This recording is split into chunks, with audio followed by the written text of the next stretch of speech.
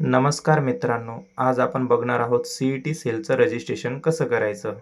त्यासाठी सगळ्यात आधी आपण हे पोर्टल ओपन करून घ्यायचं आहे CET सेलचं आणि इथं कोपऱ्यात दिसलेल्या न्यू यूजर रजिस्टर ह्या बटनाला क्लिक करून आपला इथं ईमेल आय डी टाकायचा आहे. ईमेल आय डी टाकून झाल्यानंतर आपला पासवर्ड टाकायचा आहे. पासवर्ड युनिक ठेवा, जो तुमच्या लक्षात राहील असं. दोन्ही ठिकाणी पासवर्ड सेम टाकायचा आहे.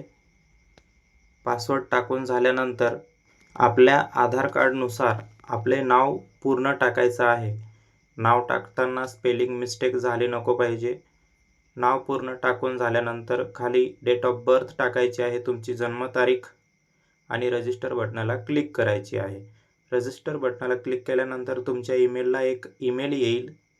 तो ईमेल व्हेरीफाय करून इथे यूजर नेममध्ये ईमेल आय डी आणि पासवर्ड तुम्ही क्रिएट केलेलं टाकून साइन इन बटनाला क्लिक करून प्रोफाईल लॉग इन करायची आहे. प्रोफाईल लॉग इन झाल्यानंतर तुम्हाला इथं डिजिलॉकर पद्धतीत अप्पर आय डी क्रिएट करायचा आहे. त्यासाठी आपल्याला डिजिलॉकर अकाउंट ओपन करावं लागेल.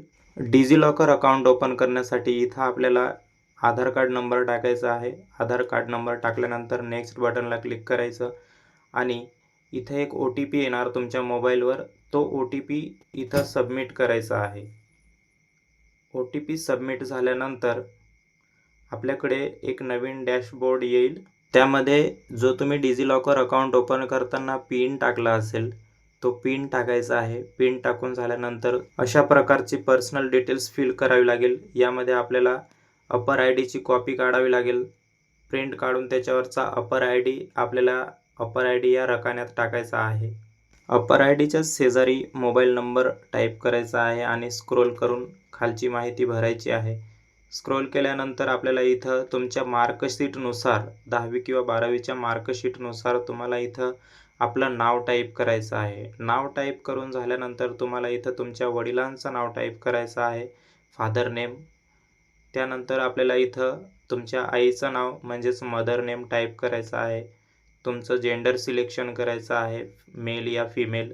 त्याच्यानंतर इथं तुमचे रिलिजन्स काय आहे, हिंदू, मुस्लिम, ख्रिश्चन जे असेल ते तुम्हाला सिलेक्ट करायचं आहे.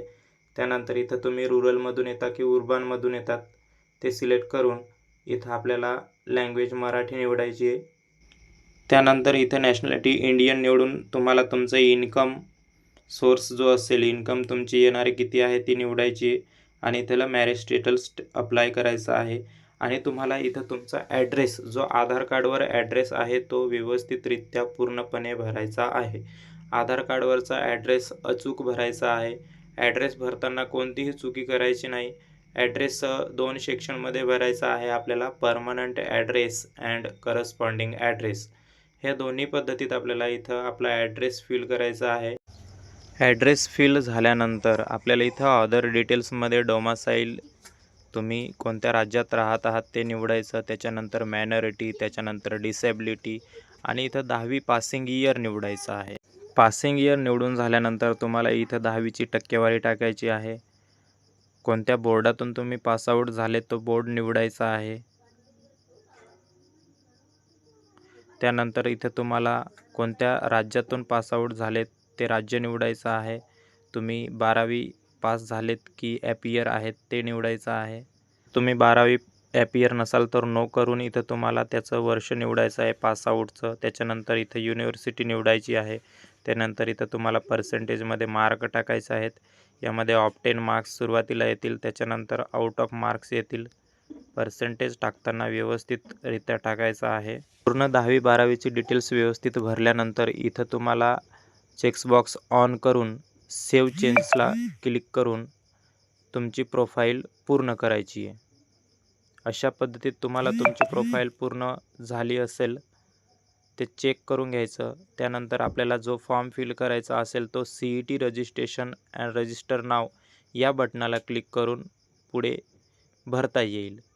तो भरण्यासाठी आपण पुढच्या व्हिडिओमध्ये बघणार आहोत कसा फिल करायचा ते. तोपर्यंत तुम्ही चॅनलवर नवीन असाल तर चॅनलला सबस्क्राईब करून घ्या, लाईक, शेअर, कमेंट करा आणि इतरांना पण शेअर करा. भेटूया पुढच्या व्हिडिओमध्ये, पुढच्या भागामध्ये. धन्यवाद.